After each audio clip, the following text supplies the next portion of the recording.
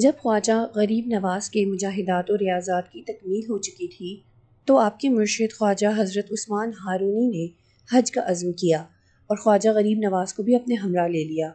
بیت اللہ شریف پہنچ کر طواف کیا اور طواف سے فارغ ہو کر خواجہ عثمان ہارونی نے خواجہ غریب نواز کا ہاتھ پکڑ کر بارگاہ الہی میں دعا فرمائی کہ مولا کریم میرے معین الدین کو اپنی بارگاہ میں قبول فرما۔ اسی وقت غیب سے آواز آئی، معین الدین دوست ماست قبول ردم و برگزیدم۔ معین الدین ہمارا دوست ہے اور ہم نے اسے قبول کیا اور عزت بخشی۔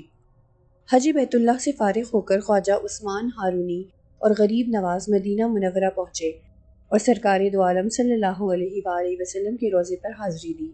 مرشد کامل نے مرید صادق کو حکم دیا، معین الدین آقا دو جہاں کی بارگاہ میں سلام عرض کرو۔ خواجہ غریب نواز نے نہایت ادب و احترام کے ساتھ کہا، الصلاۃ والسلام علیکم یا سید المرسلین و خاتم النبیین۔ روضہ اقدس سے آواز آئی، وعلیکم السلام یا قطب المشائخ۔ خواجہ عثمان ہارونی نے فوراً درود و سلام کی تلقین کی۔ آپ رحمۃ اللہ علیہ رات تک درود و شریف پڑھتے رہے۔ نماز عشاء کے بعد آنکھ لگ گئی تو خواب میں رسول اکرم صلی اللہ علیہ وآلہ وسلم کی زیارت نصیب ہوئی۔ حضور اکرم صلی اللہ علیہ وآلہ وسلم نے فرمایا، معین الدین میں نے تمہیں بحکم الہی سلطان الہند مقرر کیا، اب تم اپنے مرشد سے ہند جانے کی اجازت طلب کرو۔ صبح ہوتے ہی خواجہ غریب نواز نے مرشد گرامی کی خدمت میں خواب کا واقعہ بیان کیا۔ خواجہ عثمان ہارونی نے محبوب مرید کی دربار میں رسالت میں قبولیت کا حال سن کر بہت مسرور ہوئے اور خواجہ غریب نواز سے فرمایا، تم نے ہند نہیں دیکھا ہے، اپنی آنکھیں بند کرو تاکہ میں تمہیں اس اجنبی سرزمین کی سیر کروا دوں۔ خواجہ غریب نواز نے آنکھیں بند کی اور مرشد کامل نے چند لمحوں میں سارے ہندوستان کی سیر کرا دی۔ ایک اور روایت میں ہے کہ آپ کو عثمان ہارونی رحمۃ اللہ علیہ نے ایک مشت خاک دی تھی اور کہا تھا کہ یہ خاک جہاں کی مٹی سے مل جائے سمجھ لینا ہند میں وہی تمہاری منزل ہے۔ جب بارگاہ الہی اور دربار رسالت سے خواجہ غریب نواز کو مقبولیت کا پروانہ مل گیا تو حضرت عثمان ہارونی نے اپنا خرقہ، مسلح، نالین اور عصا مرحمت فرما کر ارشاد کیا، یہ چیزیں ہمارے پیران طریقت کی یادگار ہیں، اپنے آپ کو ان کا اہل ثابت کرنا اور اپنے بعد جس کو ان کا اہل سمجھنا اسے بخش دینا۔ پھر انہوں نے خواجہ کے سر پر کلہ چہار ترک رکھی اور پھر ایک بار اپنے مرشد حضرت حاجی شریف زندانی کی نصیحت دہرائی کہ یہ چہار ترک کا نشان ہے، انہیں ہمیشہ ترک کیے رکھنا۔ جب وہ صاحب خاموش ہوئے تو سلمان الفاظ کے سحر سے نکل آیا۔ اسے عبدالسلام کا بولنا اچھا لگ رہا تھا، ان کی باتیں سننے کے لیے منکا بھی وہاں آ بیٹھی تھی۔ اس نے کہا، آپ کی کہانی تو بڑی دلچسپ ہے، آگے کیا ہوا بتا دینا۔ یہ کہانی نہیں، حقیقت ہے، ہر لفظ سچ ہے۔ وہ بولے، اچھا تو یہ سچی کہانی ہے، پھر تو آگے بھی سنائیں۔ ہاں تو میں بتا رہا تھا کہ خرقہ لینے کے بعد حضرت معین الدین چشتی نے بغداد جانے کا عزم کیا اور وہیں آپ نے شیخ عبدالقادر جیلانی، شیخ ضیاء الدین ابوالخیب سہروردی، شیخ الشیوخ شہاب الدین سہروردی اور خواجہ وحید الدین کرمانی جیسے جلیل القدر اولیاء سے ملاقات کی۔ حضرت کبریٰ چھٹی صدی ہجری کے اولیاء میں ایک ممتاز مقام کے حامل تھے۔ ان کا اسم گرامی احمد بن عمر الصوفی اور کنیت ابو الجناب تھی اور ولی تراش کے نام سے مشہور تھے۔ مباحثہ و مناظرہ میں مخاطب کو مبہوت کر دیتے تھے۔ بہت بڑے محدث اور امام تھے۔ مشہور محدث شیخ سیف الدین باخری آپ کے ہی شاگرد اور خلیفہ تھے۔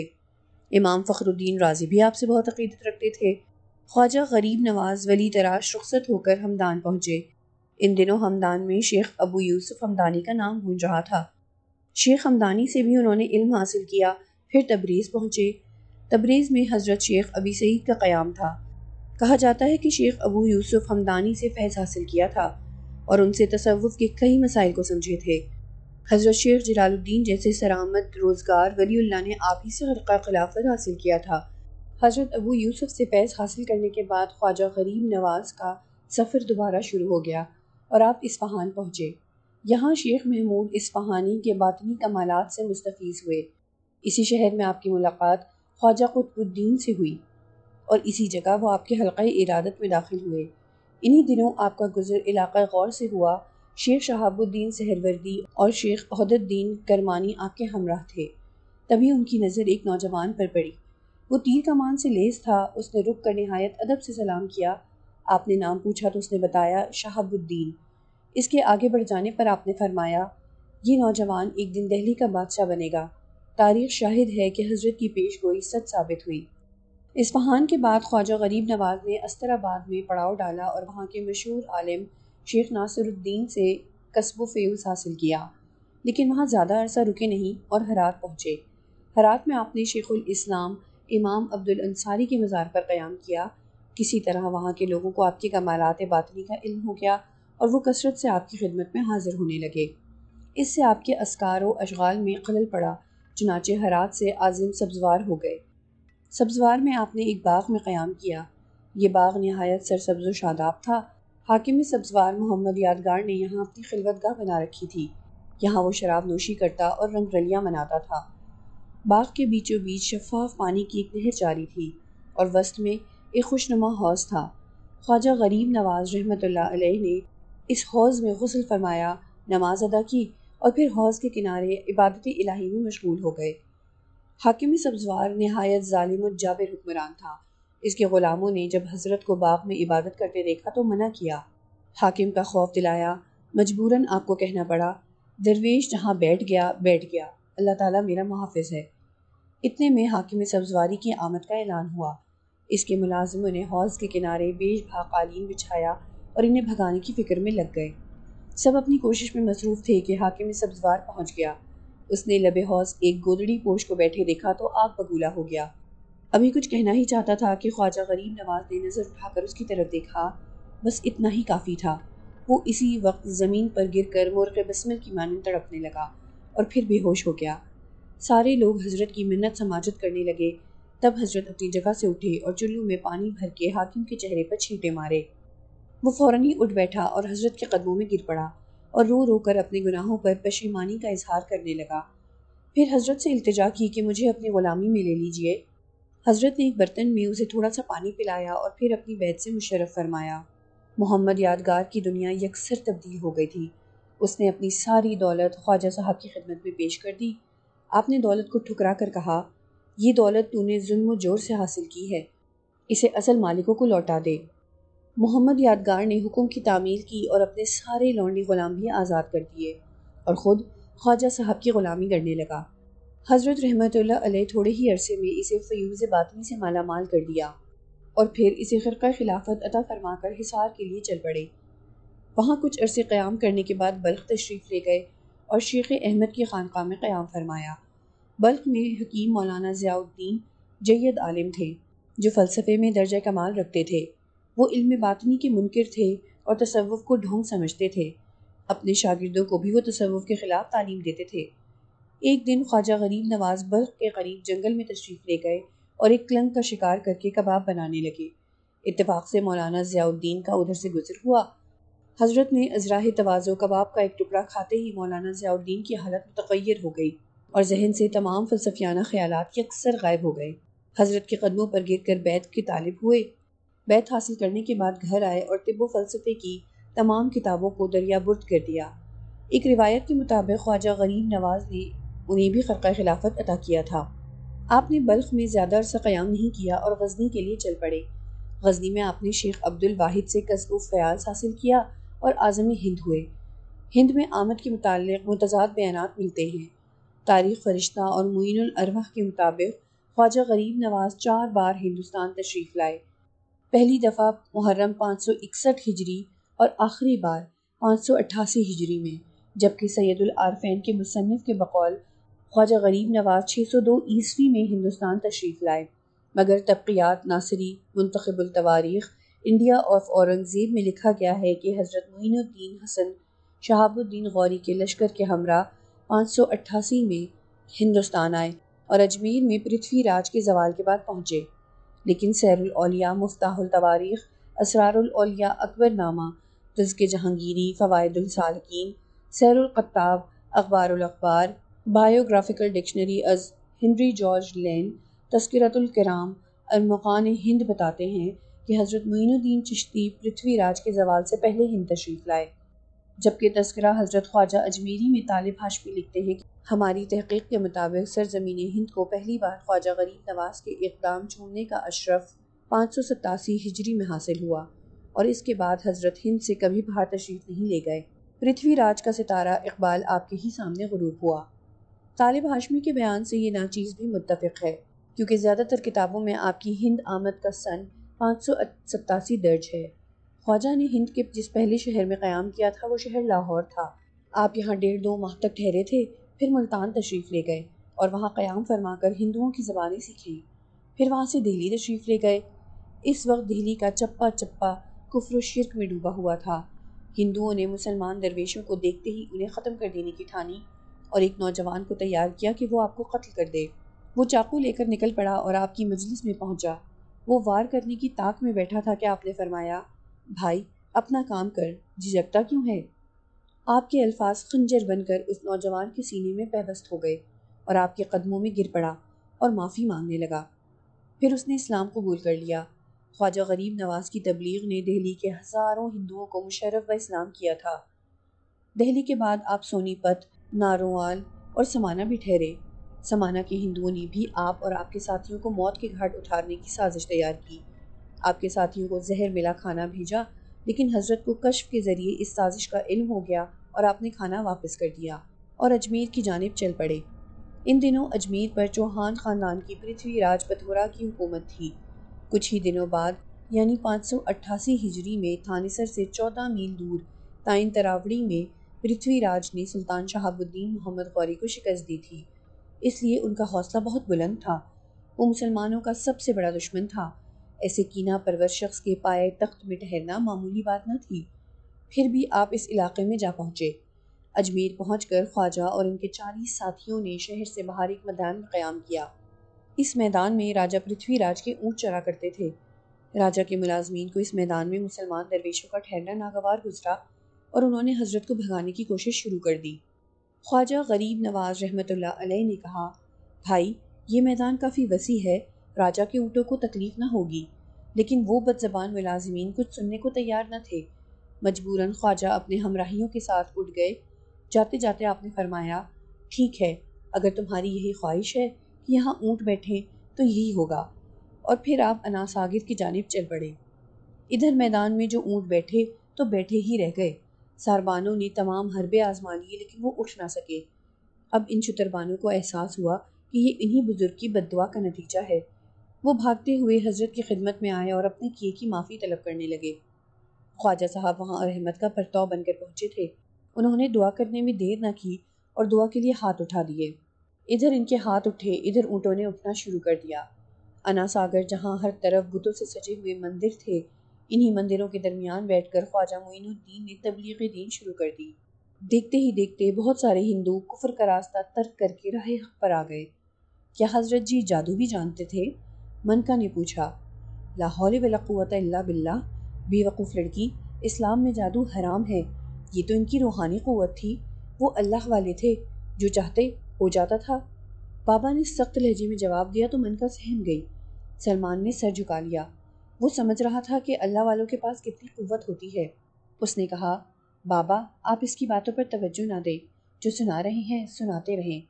سلمان کا ملتمس لہجہ تھا۔ بابا عبداللہ نے سلسلہ کلام جوڑا۔ ان کی اس کامیابی نے ہندوؤں میں ہلچل مچا دی۔ ہر طرف ہیجان برپا ہو گیا اور وہ حضرت کے در پر آزار ہو گئے۔ یہ خبر پرتھوی راج تک پہنچی اور وہ اپنے دھرم کا رکشک تھا۔ اسے دنیا میں پھیلے ہوئے تمام مذاہب جھوٹے نظر آتے تھے۔ وہ پتھر کے تراشیدہ بت کو ہی اپنا نجات دہندہ مانتا تھا۔ اسے یہ مطلب گوارا نہ تھا کہ کوئی اس کے مذہب میں دخل اندازی کرے، اس لیے اس نے اپنے درباریوں کو طلب کیا، ان سے مشورہ مانگا۔ بس سب نے ایک زبان ہو کر کہا کہ ان درویشوں کو موت کی سزا دے دی جائے۔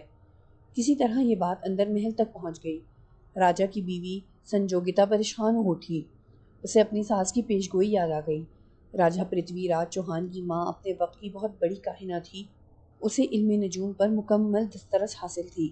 ستاروں کی چال دیکھ کر وہ مستقبل کی بات جان لیتی تھی۔ اس نے بہت پہلے بیٹے کو بتا دیا تھا کہ اس اجمیر نگری میں پتھروں کے دیش سے ایک ایشور بھگت آئے گا۔ اگر اسے ستایا گیا تو سلطنت کی بنیادیں ہل جائیں گی۔ بیوی کے منع کرنے پر پرتھوی راج خاموش ہو گیا، کیونکہ عرب بھی پتھروں کی سرزمین تھی، مگر دل کی قدورت مٹ نہ پائی۔ اس نے عوام کو سمجھانے کی ضرورت نہ سمجھی اور انہیں کھلا چھوڑ دیا۔ عوام الناس کی خواہش تھی کہ راجہ قوت کا استعمال کرے، درویشوں کو زبردستی بھگا دے۔ لیکن جب انہوں نے راجا کو صرف زبانی جمع خرچ کرتے دیکھا تو بددل ہو گئے اور شہر کے بڑے مندر جا پہنچے۔ اس مندر کے مہنت کا نام رام دیو تھا۔ وہ جادو ٹونے کا ماہر تھا۔ اس کے قبضے کلوا بیر تھے۔ اس نے کئی سال کی تپسیا کے بعد وہ مقام حاصل کیا تھا۔ اسے اپنی قوت پر بہت گھمنڈ تھا۔ اس نے جب سنا کہ عرب کے درویش اس کے دھرم پر وار کر رہے ہیں، اس کے دیوی دیوتا کو پتھر کی بے جان مورت کہہ رہے ہیں، تو وہ ان کا ساتھ دینے پر تیار ہو گیا اور اپنے جادو منتر کی پٹاری لے کر حضرت معین الدین چشتی رحمۃ اللہ علیہ سے مقابلہ کرنے کے لیے ان کے خیمے کی جانب چل پڑا۔ وہ اپنی قوت پر نازاں تھا اور خواجہ غریب نواز اپنے خدا پر۔ اس کے آنے کی خبر خود زمین نے خواجہ غریب نواز کو دے دی۔ انہوں نے ساتھیوں کو بلا کر کہا، خبردار، کوئی سے نہ روکے، اگر وہ اندر آنا چاہے تو راستہ دے دیا جائے۔ رام دیو اپنی صفری قوت کے نشے میں چور مست ہاتھی کی طرح جھومتا ہوا آپ کے سامنے پہنچا اور نہایت بدتمیزی سے آپ کو مخاطب کرنا چاہا۔ انسان کی فطرت ہے کہ وہ سب کچھ برداشت کر لیتا ہے لیکن اپنی بے عزتی برداشت نہیں کرتا، مگر خواجہ غریب نواز کی تو شان ہی الگ تھی۔ انہوں نے چہار ترکی کلہ زیب سر کیا تھا، ضبط کا دامن کیسے چھوڑتے۔ انہوں نے صرف اتنا کیا کہ جھکے ہوئے سر کو اٹھایا اور اس کے چہرے پر بھرپور نظر ڈالی۔ بس وہی ایک نظر اس کے لیے کافی تھی۔ اسے ایسا لگا کہ اس کے اندر ایک آگ سی بھڑک اٹھی، مگر یہ بھڑکتی ہوئی آگ اسے اچھی لگ رہی تھی۔ وہ ہلکا پن سا محسوس کرنے لگا۔ کچھ دیر بعد اسے ایسا لگنے لگا کہ وہ سب کچھ بھول چکا ہے۔ دیوی دیوتاؤں کے نام بھی ذہن سے نکل گئے۔ وہ شش و پنج میں پڑ گیا۔ کچھ دیر تک پتھر کی بت کی مانند کھڑا رہا، پھر وہ آگے بڑھا اور خواجہ صاحب کے پیروں پر گر پڑا۔ ہے مہان یوگی، میں تمہاری شرن میں آنا چاہتا ہوں۔ خواجہ غریب نواز نے سرعت سے پیر کھینچا اور بزرگانہ شان کے ساتھ بولے، اگر تمہیں سر جھکانا ہے تو اس کے آگے جھکاؤ جو سب کا خالق ہے۔ آپ مجھے اپدیش دیں، اپنے دھرم کی شکشا دیں۔ خواجہ معین الدین چشتی رحمۃ اللہ علیہ نے اس سے کلمہ پڑھوا کر مشرف باسلام کر لیا اور اس کا نیا نام شادی دیو رکھا۔ شادی دیو کا قبول اسلام معمولی واقعہ نہ تھا، پورے اجمیر میں ہلچل مچ گئی۔ راج مہینت دھرم چھوڑ دے، ایک ناقابل یقین واقعہ تھا۔ خود راجہ کو یقین نہ آیا۔ اس نے اپنے جاسوس بھیجے، انہوں نے افواہ کی تصدیق کر دی۔ ہندوؤں میں اشتعال پھیل گیا تھا۔ وہ لوگ جتھا بنا کر راجہ پرتھوی راج کے پاس پہنچے اور پھر سے اپنا مطالبہ دہرایا۔ عوام کا کہنا تھا کہ یہ درویش نہیں ساحر ہیں، ان سے مقابلہ کرنے کے لیے کسی بڑے جادوگر کو بلایا جائے۔ وہ دور جادوگروں کا تھا۔ ہر تیسرا مندر بھیرو کا ہوا کرتا تھا، جہاں بیٹھ کر لوگ منتر کی جاپ کیا کرتے تھے۔ بڑے پاٹھ شالاؤں اور وشو ودالیہ میں تنتر منتر کی تعلیم دی جاتی تھی۔ وکرم شیلا وشو ودالیہ اسی دور کی یادگار ہے، جسے تنگ آ کر آس پاس کے گاؤں والوں نے آگ لگا دی تھی، جس کے کھنڈر آج بھی داستان عبرت ہیں۔ اس وقت ہندوستان بھر میں سب سے بڑا ساحر جے پال تھا۔ لاتعداد راجہ مہاراجہ اس کے شاگرد تھے۔ پرتھوی راج بھی اسی کا چیلا تھا۔ عوام کے دباؤ میں آ کر اس نے جے پال کو خبر بھیجی کہ وہ فوراً پہنچے اور ان مسلمان ساحروں کے ٹولے کو خوفزدہ کر کے شہر سے دور بھگا دے۔ اس نے یہ ہدایت بھی کی تھی کہ ایسا وار کرنا جس سے وہ خوفزدہ ہو جائیں مگر انہیں کوئی نقصان نہ پہنچے۔ راجہ کا پیغام ملتے ہی جے پال روانہ ہو گیا۔ اس کے ساتھ سینکڑوں شاگرد تھے۔ اجمیر میں اس کا داخلہ بڑی شان سے ہوا۔ وہ ہرن کی کھال پر بیٹھا ہوا تھا اور وہ کھال ہوا میں اڑ رہی تھی۔ اس کے سارے شاگرد شیروں پر سوار تھے اور ان کے ہاتھوں میں سانپوں کے کوڑے تھے۔ مذہب پر حملے کی خبر سن کر جے پال بپھر اٹھا تھا۔ اسے اپنی ساحرانہ قوت پر بڑا ناز تھا۔ وہ چند غریب الدیار فقیروں کو کیا خاطر میں لاتا، بڑے کر و فر سے ان کو تاراج کرنے چل پڑا۔ ایک عجیب منظر تھا۔ آگے آگے جے پال ہوا کے دوش پر اڑ رہا تھا، اس کے پیچھے شاگردوں کی فوج تھی، سب کے سب شیروں پر سوار تھے۔ کسی کے ہاتھ میں آگ اگلتے سانپوں کا کوڑا تھا تو کسی کے ہاتھ میں آگ کا چکر۔ کوئی آگ کا گولا ہوا میں اچھالتا ہوا آگے بڑھ رہا تھا تو کوئی انگارے برساتا ہوا۔ زمین بھی ان کی دہشت خیز آوازوں سے لرز رہی تھی اور فضا میں ایک ہولناک طوفان برپا تھا۔ خواجہ غریب نواز رحمۃ اللہ علیہ اس طوفان بدتمیزی کو دیکھتے ہی اپنے ساتھیوں کے گرد حصار کھینچا اور سب کو تلقین کی کہ کوئی بھی اس حصار سے باہر قدم نہ نکالے، اور خود یاد الہی میں مشغول ہو گئے۔ جے پال نے خیمے کے پاس پہنچ کر اپنے ٹوٹکے آزمانے شروع کر دیے۔ جادوئی آگ کا گولا ہوا میں اڑتا ہوا حصار تک پہنچتا اور اس طرح غائب ہو جاتا جیسے اژدہے نے انہیں نگل لیا ہو۔ کافی دیر تک وہ اپنی قوت آزماتے رہے، پھر تھک کر بیٹھ گئے۔ ان کے اترے ہوئے چہرے کو دیکھ کر خواجہ رحمۃ اللہ علیہ نے مشفق لہجے میں کہا، اپنی حرکتوں سے باز آ جاؤ اور ہم درویشوں کے سکون میں خلل مت ڈالو۔ اسلام راہ حق ہے، کفر کو ترک کر کے نجات کی راہ پر آ جاؤ۔ جے پال کو پھر غصہ آ گیا، اس بار وہ خود سب سے آگے تھا۔ ان کی بڑھتی ہوئی شرارتوں کو دیکھ کر خواجہ غریب نواز رحمۃ اللہ علیہ نے ایک مشت خاک اٹھائی اور ان کی جانب اچھال دی۔ خاک کے ذرے ہوا میں اڑتے ہی ہر طرف پھیل گئے اور ایک عجیب کرامت کا ظہور ہوا۔ نہ وہاں شیر باقی رہے اور نہ سانپ کے کوڑے، آگ اور چکر بھی پلک جھپکتے غائب ہو گئے۔ اپنے سارے حربے مٹی میں ملتے دیکھ کر جے پال غضبناک ہو اٹھا اور اپنا سب سے خطرناک حربہ آزمانے کے لیے اس نے دونوں ہاتھ اٹھا دیے۔ منتر پڑھ کر اچھلا اور ہوا میں بلند ہوتا چلا گیا۔ وہ پرندوں کی مانند پرواز کرتا ہوا خواجہ کے سر پر پہنچ گیا۔ اس نے اگنی بان نامی جادو آزمانا چاہا تھا۔ اس جادو کے ذریعے دشمن پر آگ کی برسات کی جاتی ہے۔ وہ بھی خواجہ رحمت اللہ علیہ پر آگ برسانا چاہتا تھا۔ اس نے آپ کے سر پر پہنچنے کے بعد منتر کا پہلا سطر پڑھا۔ ابھی گایتری منتر پورا بھی نہ ہوا تھا کہ خواجہ صاحب نے داہنے پاؤں کو اٹھایا، اپنی نالین اتاری اور اسے پھینک مارا۔ وہ کھڑاؤں اڑتی ہوئی اس سے بھی اوپر پہنچی اور یکلخت باز کی طرح جے پال پر جھپٹی اور پھر تڑا تڑ اس کی گنجی کھوپڑی پر برسنے لگی۔ وہ ایک مہان یوگی تھا۔ ہندو پنڈتوں کی طرح اس نے سر گنجا کر رکھا تھا، صرف گدی پر ایک چٹیا سی لٹک رہی تھی۔ اس تربوز ایسی تیل لگی چمکتی ہوئی کھوپڑی پر نالین نے طبلہ بجایا تو وہ بلبلا اٹھا اور منتر بھول کر ادھر سے ادھر غوطہ لگا لگا کر بچنے کی کوشش کرنے لگا۔ نالین نے تو گویا قسم کھا لی تھی وہ جدھر جدھر جاتا نالین بھی اس کے پیچھے پہنچ جاتی۔ وہ اس طرح گھبرا اٹھا تھا کہ اڑنے کا منتر بھی بھول گیا اور اول فول بکنے لگا۔ منتر رکا تو وہ پیڑ سے ٹپکے پھل کی طرح خواجہ کے قدموں میں آ گرا۔ اس پر منکشف ہو چکا تھا کہ مقابل معمولی ہستی نہیں ہے، کوئی سحر، کوئی منتر کارگر نہیں ہوگا۔ عقل مندی یہی ہے جو اپنی لغزش کو پہچان لے، شکست کو مان لے۔ اس نے بھی اپنی شکست تسلیم کر لی اور گڑ گڑانے لگا، خطاؤں کی معافی مانگنے لگا۔ خواجہ رحمت اللہ علیہ تو غریب نواز تھے، درگزر کرنے والے۔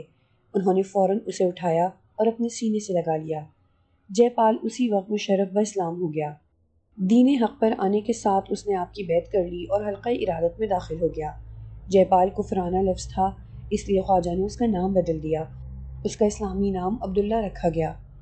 وہی شخص جو گلے گلے تک کفر میں ڈوبا ہوا تھا، بتوں کو خدا مانتا تھا، جب اس کا سینہ انوار اسلام سے منور ہوا تو برگزیدہ بن گیا۔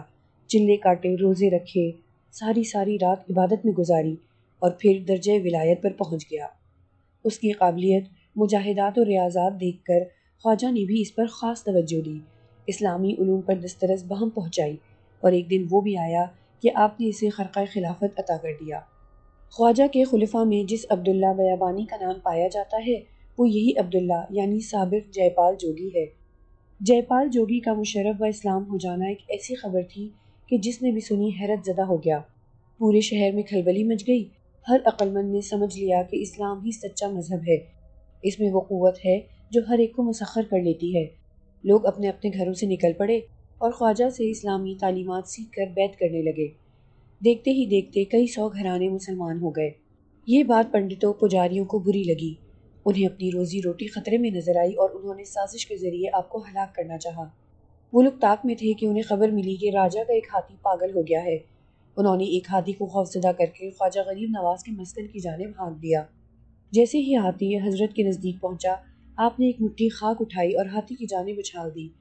وہ ہاتھی اس لمحے پتھر کا ہو گیا جو آج بھی انا ساگر کے کنارے کھڑا زائرین کو دعوت نظارہ دے رہا ہے۔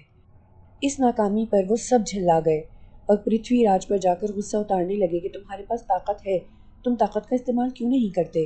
اپنی عاقبت سنوارنا ہے تو ان ساحروں کے ٹولے سے مذہب کو بچاؤ۔ یہ بات حق ہے کہ جن کے دلوں پر کفر کا قفل پڑا ہو، ان پر کوئی بات اثر نہیں کرتی۔ اتنی بڑی کرامت ہوئی، پرتھوی راج کے عقل پر پڑا پردہ اٹھا نہ سکی۔ وہ پیچ و تاب کھانے لگا، اسے رہ رہ کر سنجوگیتا پر غصہ آنے لگا جس نے ماں کی پیش گوئی یاد دلا دی تھی۔ پھر بھی وہ موقع کی تلاش میں رہا کہ کسی بات کو بہانہ بنا کر خواجہ رحمت اللہ علیہ کو ملک سے باہر نکال کر پھینک دے۔ بالآخر اسے بہانہ مل گیا۔ وہ اس دن بہت خوش تھا اور سنجوگیتا کے ساتھ محل کی چھت پر ٹہل رہا تھا۔ وہ دونوں خوش گپیوں میں مصروف تھے، تبھی ان کی باتوں میں رخنا پڑا۔ وہ دونوں حیرت بھری نظروں سے مشرقی سمت کے اس وسیع میدان کی طرف دیکھنے لگے۔ اس میدان میں ایک شخص کھڑا اذان دے رہا تھا اور ایک جمع غفیر نماز کے لیے صفیں درست کر رہا تھا۔ نماز اس کے لیے عجوبہ نہ تھی، اس نے سلطان شہاب الدین غوری سے جنگ کی تھی، اس کی فوجوں کو نماز پڑھتے دیکھا تھا۔ وہ جانتا تھا کہ نماز جوش ایمانی کو قوت بخشتی ہے، مسلمانوں پر مر مٹنے کی للک پیدا کر دیتی ہے۔ وہ اسلام کے لیے سر بھی کٹا دینے سے پیچھے نہیں ہٹتے۔ وہی منظر وہ سامنے دیکھ رہا تھا۔ لوگ بڑے جوش و خروش سے نماز کی تیاری کر رہے تھے۔ ان میں شہر کے لوگ زیادہ تھے، یہ بات اس نے جان لی تھی۔ اجمیریوں کے کپڑوں نے یہ راز کھول دیا تھا۔ اسے یقین تھا کہ اب وہ دن دور نہیں جب پورا اجمیر مسلمان ہو جائے گا۔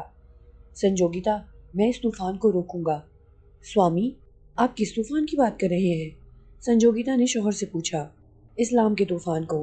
اگر اسے نہ روکا گیا تو ہمارا دھرم مٹی میں مل جائے گا۔ پورے شہر میں ایک بھی ہندو نہیں بچے گا، اور اگر سب کے سب مسلمان ہو گئے تو وہ شہاب الدین کا ساتھ دیں گے، اپنے دھرم کا راجہ چنیں گے، مجھ سے تاج و تخت چھین لیں گے۔ وہ چیخنے کی حد تک تیز آواز میں بول رہا تھا۔ جو کچھ بھی کرو، لیکن اس طرح سے کرو کہ اس سنت یعنی مرشد کو کوئی نقصان نہ پہنچے۔ بیوی نے سمجھایا، میں آج ہی اس جادوگر کو اجمیر سے نکل جانے کا حکم بھجواتا ہوں۔ آخر وقت تک میری کوشش یہ ہوگی کہ ٹکراؤ نہ ہو۔ اگر اس نے پھر بھی میرا حکم رد کر دیا تو مجبوراً مجھے طاقت کا استعمال کرنا پڑے گا۔ یہ کہتے ہوئے وہ تیزی سے سیڑھیاں اتر گیا۔ نیچے پہنچتے ہی اس نے کاتب کو بلوایا، پیغام لکھوایا اور اس پیغام کو ایک سپاہی کے ہاتھ میں دے کر خواجہ صاحب کے پاس بھیج دیا۔ وہ پیغام اس وقت کی زبان سنسکرت میں تھا۔ یہ زبان خواجہ غریب نواز رحمۃ اللہ علیہ نے ملتان میں ہی سیکھ لی تھی۔ انہوں نے خود اسے پڑھا۔ وہ پیغام اتنے غیر مہذب انداز میں لکھا تھا کہ خواجہ صاحب کی جبین مبارک پر شکن پڑ گئی۔ انہوں نے غصے میں کہا، پتھو رارا زندہ گرق شم و دادی دم۔ یہ ایک چھوٹا سا جملہ تھا، مگر ولی کامل کی زبان سے نکلا تھا، اور سچ ثابت ہوا۔ ایسا سچ ثابت ہوا کہ رہتی دنیا تک لوگ سبق حاصل کر رہے ہیں۔ جن دنوں اجمیر میں خواجہ غریب نواز رحمۃ اللہ علیہ اور پرتھوی راج کے مابین رسہ کشی چل رہی تھی، سلطان شہاب الدین غزنی ہندوستان پر دوبارہ حملے کی تیاری میں مشغول تھا۔ اپنی شکست پر وہ تلملا رہا تھا۔ وہ تراوڑی کی شکست کا بدلہ لینا چاہتا تھا، تاکہ دنیا والے دیکھ لے کہ حق کے نام لیوا بت پرستوں کے آگے جھکتے نہیں ہیں اور اپنی ہزیمت کا بدلہ لے کر رہتے ہیں۔ اس نے غزنی پہنچتے ہی قسم کھائی تھی کہ جب تک اپنی شکست کا بدلہ نہیں لے لے گا، چین سے نہیں بیٹھے گا۔ چنانچہ اس نے خود کو جنگی تیاریوں کے لیے وقف کر دیا تھا۔ خلوت میں جانا اور نیا لباس پہننا اس نے ترک کر دیا تھا۔ اسلامی فوج کے وہ امراء جنہوں نے تراوڑی کی پہلی جنگ میں پیٹھ دکھائی تھی، ان پر شہاب الدین نے بہت عتاب نازل کیا تھا۔ ان کی گردنوں میں جو سے بھرے ہوئے توبڑے لٹکا کر شہر میں گھمایا تاکہ لوگوں کو عبرت ہو۔ سلطان نے فرمان جاری کر دیا تھا کہ جو شخص ان کے توبڑوں میں سے جو نکال کر نہ چکھے، اس کا سر قلم کر دیا جائے گا۔ ایسے ظالمانہ حکم صرف اس لیے جاری کیا گیا تھا کہ اس شکست میں ان سرداروں کی بھی بزدلی شامل تھی۔ سلطان شہاب الدین غوری کی تخت نشینی بڑے بھائی سلطان غیاث الدین غوری کی وفات کے بعد ہوئی تھی۔ 1174 میں ہی اس نے دنیا والوں سے اپنا لوہا منوا لیا تھا۔ محمود غزنوی کی یادگار سلطنت غزنی اس کے کمزور جانشینوں سے چھین لی تھی۔ پھر اس نے ہند کا رخ کیا، ملتان اور لاہور پر قبضہ کیا اور 1190 کے اواخر میں قلعہ سرہند بھٹنڈا پر فتح کا جھنڈا گاڑ دیا۔ اس فتح کے بعد وہ غزنی لوٹ رہا تھا کہ راستے میں خبر ملی کہ ہستان پور دہلی کے راجہ پرتھوی راج نے سرہند کا محاصرہ کر لیا ہے۔ وہ اسی وقت واپسی کے لیے مڑ گیا۔ تھانسیر سے 14 میل دور تراوڑی میں اسے پرتھوی راج چوہان کا لشکر مل گیا۔ پہلی خبر غلط نکلی تھی۔ ابھی راجہ چوہان راستے میں ہی تھا۔ اس کے لشکر میں 2 لاکھ جنگجو سپاہی اور 3000 ہاتھی تھے، جبکہ سلطان کے پاس صرف 12,000 سپاہی تھے۔ پھر بھی وہ اتنے بڑے لشکر سے ٹکرا گیا۔ گھمسان کا رن پڑا۔ جنگ عروج پر تھی کہ پرتھوی راج کے بھائی کھانڈے راؤ حاکم دہلی کی نظر سلطان پر پڑ گئی۔ اس نے سلطان کو پہچان لیا اور اپنے ہاتھی کو گھوڑے کی جانب ریل دیا۔ سلطان کا گھوڑا بتکا، مگر اس نے گھوڑے کو قابو میں کر کر کھانڈے راؤ پر نیزے سے وار کیا۔ نیزہ اس کے منہ پر لگا اور اس کے 2 دانت ٹوٹ گئے، لیکن وہ بھی جرری تھا۔ اس نے فوراً پلٹ کر جوابی وار کیا۔ سلطان زخمی ہو کر گھوڑے سے گرا ہی چاہتا تھا کہ ایک خلجی غلام نے اسے سنبھال لیا اور شمشیر زنی کے جوہر دکھاتا ہندوؤں کے ٹڈی دل کو چیرتا ہوا نکل بھاگا۔ سلطان کے زخمی ہوتے ہی فوج نے ہمت ہار دی تھی۔ راجہ پرتھوی راج نے اس سے بھرپور فائدہ اٹھایا۔ سلطان اسی شکست کا بدلہ لینا چاہتا تھا۔ اس نے اعلان کر دیا تھا کہ اس جنگ میں جو بھی اس کا ساتھ دے گا مالا مال ہو جائے گا۔ اس اعلان کا خاطر خواہ اثر ہوا۔ صرف 1 سال میں اس کے جھنڈے تلے 1,20,000 مسلح سوار جمع ہو گئے۔ ابھی اس نے کوچ کا دن مقرر نہیں کیا تھا کہ ایک رات خواب میں ایک نورانی صورت بزرگ کی زیارت کی۔ وہ فرما رہے تھے، اے سلطان، تو جلد ہند کی جانب کوچ کر، وہاں کا تخت تیرا منتظر ہے۔ صبح جب سلطان بیدار ہوا تو اس نے بھرے دربار میں اس روحانی بشارت کا حال سنایا۔ لوگوں کے حوصلے دو چند ہو گئے۔ اسی اثنا میں قلعہ سرہند کے سقوط کی دل خراش خبر پہنچی۔ اب اس کے لیے کوچ میں تاخیر ممکن نہ تھی۔ اس نے زیر عتاب عمرہ کو بلایا، وہ اپنے کیے پر نادم تھے۔ سلطان نے ان کی خطا معاف کر دی اور انہیں دوبارہ فوج میں شامل کر لیا۔ اس بار تمام امیروں نے قرآن پاک پر ہاتھ رکھ کر قسم کھائی کہ میدان جنگ میں مر جائیں گے مگر منہ نہ موڑیں گے۔ ادھر ہندوؤں میں بھی پوری تیاری تھی۔ پرتھوی راج کو یقین تھا کہ سلطان شہاب الدین شکست کا بدلہ لینے ضرور آئے گا، چنانچہ وہ اپنی فوجی قوت میں اضافہ کر لے۔ قلعہ سرہند کی فتح کے بعد جس دن اس نے خواجہ غریب نواز کو اجمیر سے نکل جانے کا حکم دیا تھا، اسی کے دوسرے روز کھانڈے راؤ حاکم دہلی کی طرف سے اطلاع ملی کہ سلطان شہاب الدین ہندوستان کی طرف بڑھ رہا ہے۔ اس اطلاع نے پرتھوی راج کو بوکھلا دیا تھا۔ اس نے ہندوستان کے تمام ہندو راجاؤں کو قومی حمیت کا واسطہ دے کر دھرم کی حفاظت کے لیے بلایا۔ سوائے ایک آدھ ہندو راجا کے تمام راجے اپنی فوجوں کے ساتھ چل پڑے۔ تاریخ فرشتہ کے مطابق تقریباً 150 راجے اپنی فوجوں کے ساتھ جمع ہو گئے تھے۔ اب اس کی فوج 3 لاکھ سواروں اور 3000 جنگی ہاتھیوں پر مشتمل تھی۔ جنگی سامان سے لدے 16,000 چھکڑے لے کر وہ شہاب الدین کا راستہ روکنے کے لیے نکل پڑا۔ تراوڑی کے میدان میں دونوں کا سامنا ہوا۔ دونوں لشکروں کا یہ عزم تھا کہ ایک طرف تو سلطان کی فوج کے امیروں نے قسم کھائی تھی کہ مر جائیں گے لیکن پیٹھ نہ دکھائیں گے، دوسری جانب پرتھوی راج اور اس کے حلیف راجاؤں نے اپنی اپنی پیشانی پر قصیقہ کھینچ کر پان کا بیڑا اٹھایا تھا کہ جب تک مسلمانوں کو صفحہ ہستی سے مٹا نہ دیں گے گھر کا منہ نہ دیکھیں گے۔ اس سوگند نے جنگ کو نہایت اہم بنا دیا تھا۔ 27 محرم الحرام 588 ہجری کو دونوں لشکر بالکل آمنے سامنے آ گئے۔ پرتھوی راج نے اپنی فوج کو اس طرح ترتیب دیا تھا کہ 1 لاکھ تیر انداز آگے تھے، ان کے پیچھے 150 راجاؤں کی فوجیں، اور اس کے پیچھے پرتھوی راج 50,000 سواروں کے ساتھ موجود تھا اور پشت پر جنگی ہاتھیوں کی قطار تھی۔ سلطان نے بھی دشمن کے انداز کو مد نظر رکھ کر اپنی فوج کو ترتیب دی تھی۔ اپنی فوج کو 5 حصوں میں تقسیم کیا تھا۔ ایک حصے کو، جس میں 20,000 سوار اور 30,000 پیدل تھے، کمان کی شکل میں ترتیب دیا اور اسے سب سے آگے رکھا۔ 3 حصوں کو ایک ایک تجربہ کار سپہ سالار کے سپرد کر کے ہدایت کی کہ وہ لڑائی کے شروع میں خاموش کھڑے رہیں اور تھوڑے تھوڑے وقفے کے بعد مختلف سمتوں سے حملہ کریں۔ 12,000 چیدہ سوار سلطان نے اپنی خاص فوج میں رکھے اور خود ایک اونچے ٹیلے پر کھڑا ہو گیا۔ طبلِ جنگ بجتے ہی ہندو لشکر سے تیروں کی بارش شروع ہو گئی۔ ادھر سے غوری فوج نیزے تانے برق کی مانند ان پر جا پڑی۔ دست بدست جنگ شروع ہو گئی۔ اس زور کا رن پڑا کہ زمین کانپ اٹھی۔ سلطان تیز رفتار سواروں کے ذریعے اپنی فوج کو ہدایات بھیج رہا تھا۔ کچھ دیر بعد اس کی داہنی جانب خاموش کھڑی فوج حملہ کر رہی تھی۔ اس انداز جنگ نے ہندو فوج کو بوکھلا دیا تھا۔ اب سلطان نے جنگ کو وسیع علاقے میں پھیلانے کا حکم دیا۔ دراصل سلطان ہندو فوجوں کو تھکا دینا چاہتا تھا۔ سپہر تک وہ اپنے مقصد میں کامیاب ہو گیا۔ تبھی سلطان کی خاصہ کے 12,000 تازہ دم سواروں نے نعرہ تکبیر بلند کیا اور شاہین کی مانند جھپٹے۔ یہ حملہ اتنا شدید تھا کہ تمام راجاؤں کے قدم اکھڑ گئے اور وہ اپنی 12,000 مقتولین کو لے کر میدان جنگ چھوڑ کر بھاگ گئے۔ بھاگنے والوں میں پرتھوی راج اور کھانڈے راؤ بھی تھا۔ سلطان نے بھی اس کی پیش بندی کر رکھی تھی۔ تقریباً 10 میل کے فاصلے پر کھڑی فوج نے کھانڈے راؤ کو پہچان لیا اور اسے پکڑ کر ٹکڑوں میں بدل دیا۔ پرتھوی راج کو بھی دریا سرستی کے کنارے گھات لگائے بیٹھی فوج نے گرفتار کر کے قتل کر دیا۔ اس طرح خواجہ غریب نواز کی پیش گوئی حرف بحرف صحیح ثابت ہو گئی۔ تراوڑی سے کیکڑی کے راستے سلطان شہاب الدین پرتھوی راج کے پایہ تخت اجمیر پہنچا۔ اجمیر پہنچنے تک اسے علم نہ تھا کہ وہاں بھی اسلام کا نور پھیل چکا ہے۔ شہر پہنچ کر اسے علم ہوا کہ یہ کام درویشوں کی ایک جماعت نے کیا ہے۔ وہ ان کی زیارت کے لیے انا ساگر پہنچا اور حیرت زدہ رہ گیا۔ وہ سوچ بھی نہیں سکتا تھا کہ جن بزرگ کی اس نے خواب میں زیارت کی تھی وہ ان سے بالمشافہ گفتگو کرے گا۔ وہ کوئی اور نہیں، خواجہ غریب نواز رحمۃ اللہ علیہ تھے، جنہوں نے اسے خواب میں فتح کی بشارت دی تھی، ٹھیک اسی دن جس روز انہوں نے پرتھوی راج کو گرفتار ہو کر قتل ہونے کی بد دعا دی تھی۔ خواجہ غریب نواز کی قدم بوسی کے بعد شہاب الدین دہلی کے لیے روانہ ہو گئے۔ اس نے قطب الدین ایبک کو اپنا نائب بنا کر ہندوستان کی حکومت سونپی اور خود واپس غزنی چلا گیا۔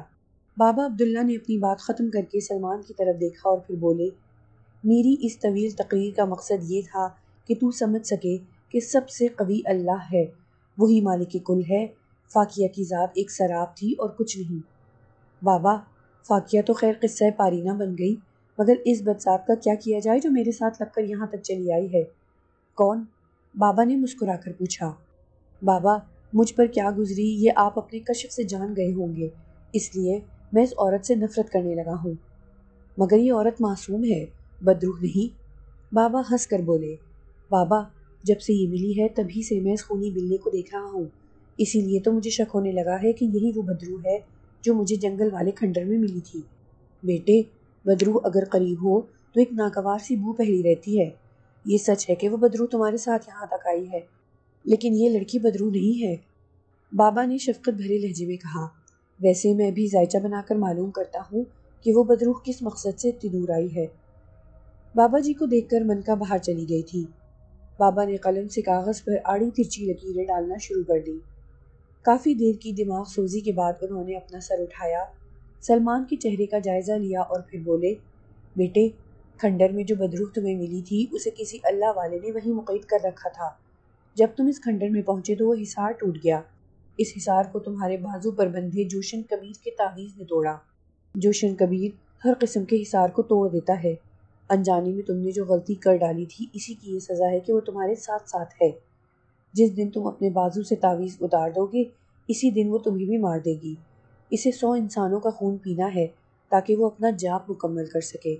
جس دن اس کا عمل مکمل ہو گیا وہ بنی نوح کے لیے بہت بڑا خطرہ بن جائے گی۔ بلی کی شکل میں وہی شکار کرتی ہے، لیکن یہ لڑکی تو معصوم ہے، اس پر شک نہ کرو۔ بے سہارا ہے، اسے سہارا دو، پھر اسے اپنانے سے تمہیں ثواب بھی ملے گا۔ ایک بھٹکے ہوئے انسان کو صراط مستقیم پر لانا بہت بڑا ثواب ہے۔ اگر تم اسے اپنا لو گے تو یہ بتوں کی پوجا سے تائب ہو جائے گی۔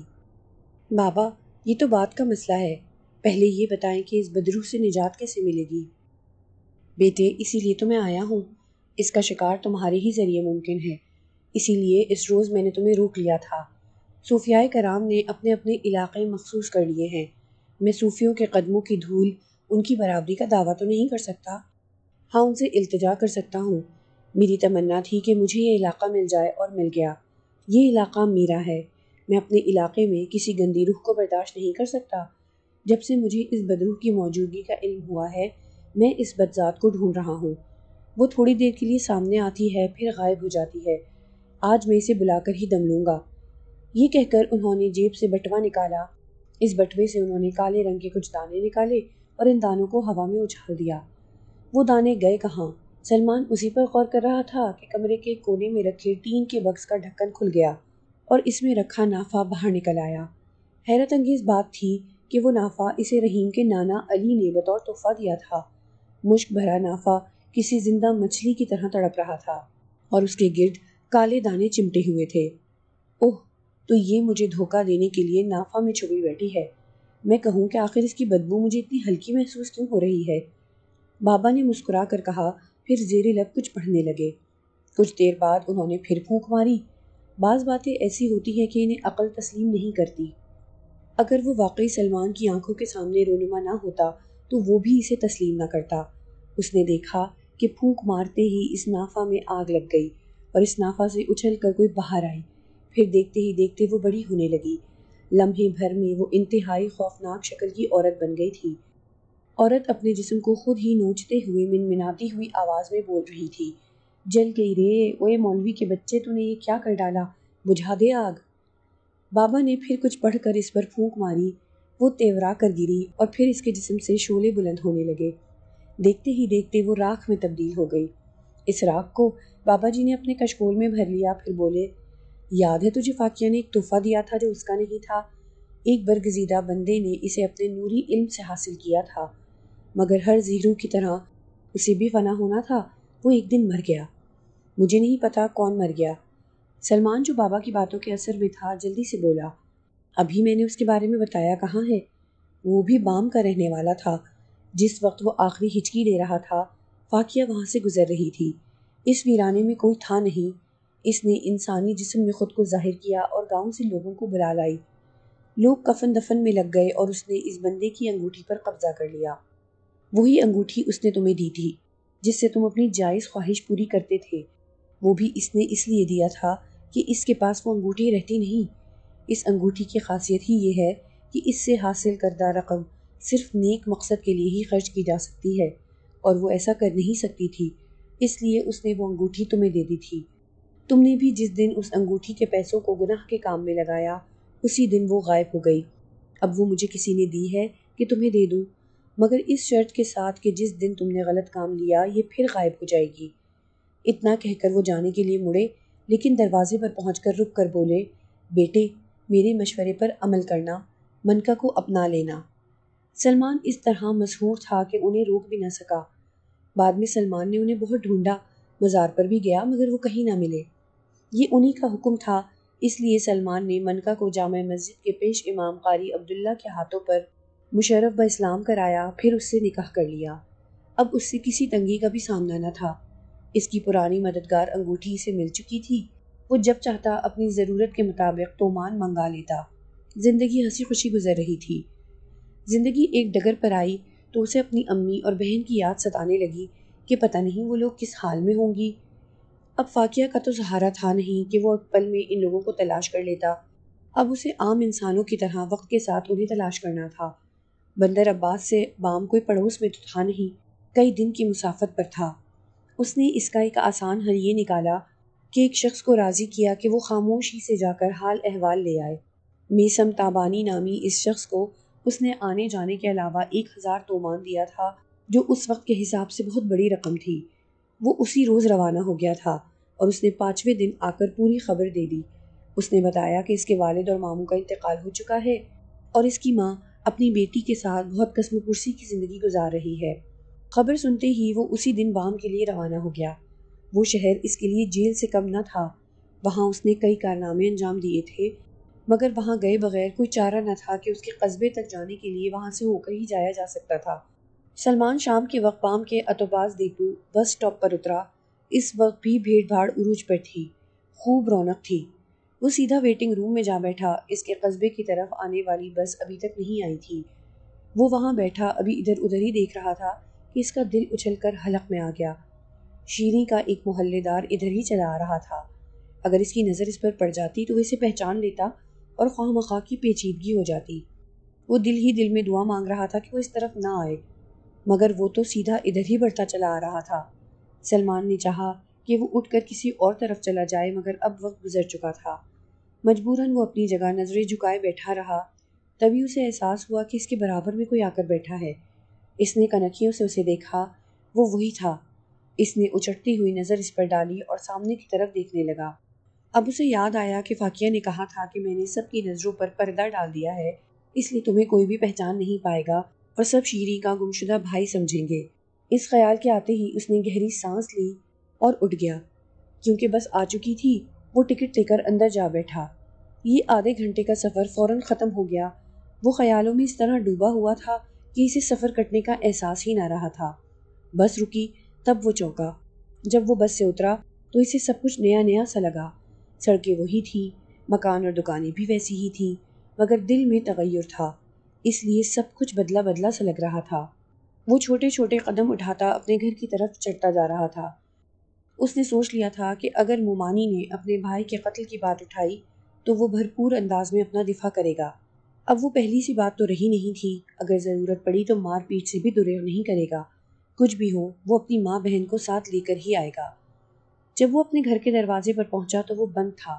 اس نے دستک دیا، دروازہ کھل گیا۔ دروازہ کھولنے والی مومانی تھی۔ وہ کچھ دیر تو اسے دیکھتی رہی، پھر اداس لہجے میں بولی، سلمان تو کہاں تھا؟ تیرے ماموں مر گئے اور تو اب آیا ہے جب سب کچھ ختم ہو گیا۔ مومانی کا لہجہ ایسا تھا کہ سلمان حیران رہ گیا۔ آواز سن کر بہن بھی آ گئی تھی۔ اس نے بھائی کو دیکھا تو روتی ہوئی سینے سے لگ گئی۔ ماں بھی آ گئی۔ سب نے دل بھر کر آنسو بہائے۔ جب رونے کا دور ختم ہوا تو ماں نے پوچھا، اتنے دن کہاں رہا؟ تیرے ابا نہیں رہے، تیرے ماموں نہیں رہے، سب کچھ ختم ہو گیا۔ ماں، میں اب بندر عباس میں رہتا ہوں، تمہیں لینے آیا ہوں، تیاری کر لو۔ اس نے کہا، اب کہاں جانا ہے؟ جو تھوڑی سی زندگی بچ گئی ہے وہ یہیں گزر جائے گی۔ تو بتا کیا کر رہا ہے؟ میں وہاں نوکری کرتا ہوں، اچھی تنخواہ ہے، تم رہو گی تو آرام رہے گا۔ تیری ممانی بہت اکیلی ہو گئی ہے، اس کا اب اس دنیا میں کوئی نہیں ہے۔ تیرے جانے کے 1 ڈیڑھ ماہ بعد کسی نے اس کے بھائی کو قتل کر دیا، پھر تیرے ماموں اللہ کو پیارے ہو گئے، اس لیے اب میں کہیں نہیں جاؤں گی۔ ممانی کا بھائی اس کے ہاتھوں قتل نہیں ہوا تھا۔ اس اطلاع نے اس کے دل سے خوف نکال دیا اور وہ مطمئن ہو گیا۔ بہن بھی ساتھ جانے پر تیار نہ تھی، مجبوراً وہ اکیلا ہی واپس لوٹ آیا۔ وقت سب کچھ صحیح کر دیتا ہے، یہ وہ اپنی آنکھوں سے دیکھ رہا تھا۔ جب حالات اتنے بدل چکے ہیں تو ماں بہنوں کا یہی رہنا بہتر ہے، یہ سوچ کر وہ مطمئن ہو گیا اور آتے وقت اس نے وعدہ کیا تھا کہ وہ ہر ماہ رقم بھیج دیا کرے گا۔ اس نے وعدہ سچ کر دکھایا، ہر ماہ معقول رقم بھیج دیتا۔ بہن کی شادی بھی اسی نے کرائی۔ وہ اس انگوٹھی کے ذریعے اپنی ضرورتیں پوری کر رہا تھا، مگر ایک دن جب وہ سو کر اٹھا تو وہ انگوٹھی اس کے ہاتھ میں نہیں تھی۔ اس نے ذہن پر زور دیا تو اسے یاد آ گیا کہ کل رات اس نے منورہ کو رقم دی تھی کہ وہ گھر کی ضرورت کا سامان منگوا لے۔ اس نے فوراً منورہ کو بلا کر پوچھا کہ اس نے وہ رقم کہاں خرچ کی تو اس نے بتایا، میں نے پڑوس کے طاہری کو دے دی تھی، ان کے شوہر کو کسی ضرورت کے لیے کچھ رقم چاہیے تھی، میں نے بطور قرض دے دیا۔ بے وقوف عورت، طاہری کا شوہر جواری ہے، وہ رقم اس نے جوا میں ہار دی ہوگی۔ سلمان سر پکڑ کر بیٹھ گیا تھا، اب کیا کر سکتا تھا، اس لیے صبر کر کے بیٹھ گیا۔ اتنے دنوں میں اس نے جو عزت کمائی تھی اسی کے بل پر اس نے کچھ رقم ادھار لے کر ایک تنور کھول لیا۔ خدا کی قدرت کہ وہ تنور خوب چلنے لگا۔ وقت گزرتا گیا، دھیرے دھیرے عمر کی سیڑھیاں چڑھتا رہا، منورہ بھی بوڑھی ہوتی رہی۔ اس کا تنور آج بھی ایران میں مشہور ہے، دور دور سے لوگ روٹیاں خریدنے کے لیے آتے ہیں، کیونکہ اس کی روٹی پورے ایران میں روحانی روٹی کے نام سے مشہور ہے، اس لیے کہ آٹے کی بوری کھولنے سے پہلے روٹی پکانے تک وہ اور اس کے تمام نوکر درود شریف پڑھتے رہتے ہیں۔ خریداروں کو بھی حکم ہے کہ جب تک وہ قطار میں کھڑے رہیں زور زور سے درود شریف پڑھتے رہیں۔ اس دکان کی شہرت ایران سے نکل کر پوری دنیا میں پھیل چکی ہے۔ منورہ بھی اب بوڑھی ہو چکی ہے، وہ سلمان کے 6 بیٹے بیٹیوں کی ماں ہے اور 11 پوتے نواسوں نواسیوں کے درمیان خوش ہے۔ سلمان اب بھی جب اپنے ماضی پر نظر ڈالتا ہے تو حیرت زدہ رہ جاتا ہے کہ کیا واقعی ایسا میرے ساتھ ہوا ہے، اور تب وہ من کا جس کا اسلامی نام منورہ رکھا تھا اسے چھیڑنے کے لیے کہتا ہے، کہو بدروح کیسی ہو، اور وہ پوپلے منہ سے سلواتیں سنانے لگتی ہے۔